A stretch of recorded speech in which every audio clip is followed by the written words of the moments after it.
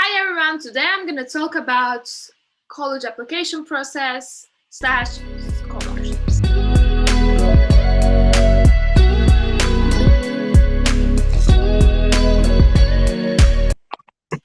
I know that financial hardship is really an issue in like a lot of countries and a lot of families. And as a person who applied like 30 plus schools, I know what it's like to be applying for a scholarship and not getting it. If you dreamed of that, college would prefer you as a candidate to give you a scholarship. And if you're even applying for a full scholarship, it's really hard to get because you should be always standing out in the community which have applied for scholarship and also applied to school by itself. So basically, what I'm gonna do now is gonna talk about a couple of things that you might do while you're applying to scholarships. First thing is, of course, applying to blind schools. So if you just basically write need blind schools, you're gonna see like for international students there are only a couple, but like for like national students there are a lot of opportunities. There are a lot of need blind schools based on states and places. But for because I'm an international student, I'm only considering the international part of need blind admissions. So there are only a couple schools.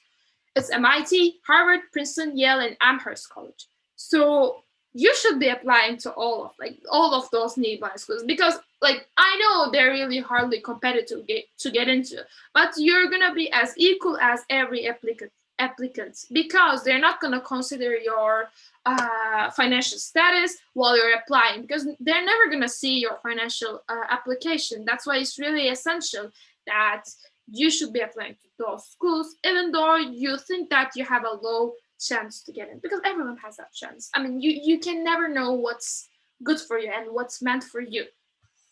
The second that I like to talk about is the merit scholarships. So these are mostly open for everyone, like for all like international students as well. So you should be researching merit-based scholarships, which are full ride or like which are like giving like high percentages of scholarship to you. But like in US systems, it's really weird. They're not. It's not based on like percentage scale. It's on like let's say 300,000 US dollars scale. That's why you should be focusing on like full ride or like I don't know. You should be checking on the website and how much scholarship that corresponds to. You should be calculating that if you're applying from Europe, because we mostly use like percentage scale, which makes more sense to me as a person, as an international student. But anyways, so you should be focusing on merit scholarships. They usually have additional essays. So for my essay video, please check out there, or like just get into UniPath YouTube channel and you'll see. At the end of the video, we put the video of the scholarship essay. No, not the scholarship, but the essay video. But like right now, you should be focusing on the merit scholarships. Like you can, by the way, apply for both financial and merit scholarship of a school, but the school is gonna see that you need a financial scholarship, so I'm not sure they're gonna offer you any place if they see you have a financial situation that you should be covering up. But if you only apply for merit scholarships for a couple schools, you're gonna see that I mean that they're still gonna think that you are in the same applicant pool as they are, and they're gonna consider you like they're gonna consider you more likely than those who applied for financial scholarships. So merit scholarships, I mean, they're not giving in like top tier colleges. There's no chance you're getting a merit scholarship because they're mostly based on need based. Uh, but you may try other colleges, not top tier colleges, because you should be having like safe and like target schools. So you may be checking out the merit scholarship that those schools gave. But my very first suggestion about merit scholarships is that they're mostly before the regular admission deadline. So you should be focusing on the you should be mostly focused on the early action or like early admission, because most of the scholarship deadlines are way before the regular. But I mean, you also have the opportunity to apply after regular, but like it's really few. So you should be focusing on applying in the early session in September, or yeah, in September you should be researching about all of them. From my point of view, you should be seeing them in July.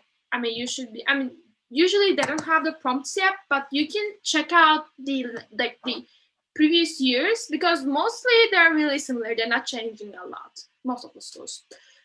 That's why you should be focusing on merit base as well. The other scholarship that I'm going to talk about is really specific to arts and sports people. There are like some sports and arts scholarships. You should be like, for art scholarship, you're going to create a portfolio. If you're an art person, you basically know this, because I mean, like, if you have like drawings, you have to have a portfolio ready for your art scholarship. And for like music, of course, like you have to have your like compositions and like your recordings from like other like places that you played, and that, or like any type of a thing that you are playing with your face visible most of the time, and you should be indicating this is you.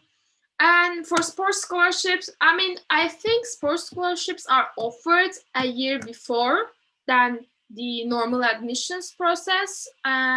You should be checking that out if you're a football player, or you're a basketball player, because I have a couple of friends who got offered full rides by a sports scholarship, but like she accepted her offer, and that offer has been offered for like 6 7 months ago, before the early action time, I think, because I remember it was just way before the senior year. That's why I'm telling this about the sports scholarships. They're really unique, but I'm not sure if it's the same about arts or like music portfolios or like dance portfolios, but still, I'm not sure, so you should be checking that out in the website. But I'm sure that, I think like arts portfolios and like piano portfolios, they're like for music and like dance, they can be just like in the early admission process as well.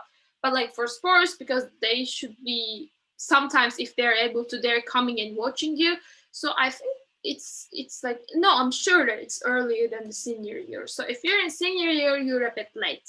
But it's always nice to try and reach out to coach, so maybe you can try your best to get into college.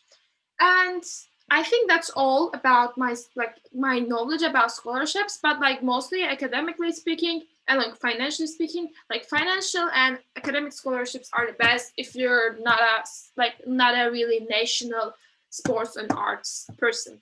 So if you're not a really arts, like really academic, like academic based students, you should be trying your best in the financial. So you should be telling a story if there is a part.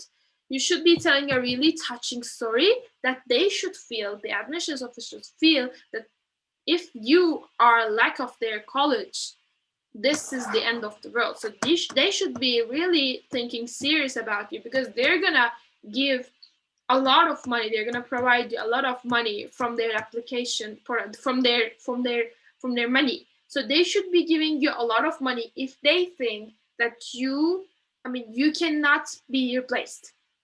They cannot replace you. If they cannot replace you, you get the scholarship. But if they can replace you, I don't think they're gonna offer you a scholarship anyways.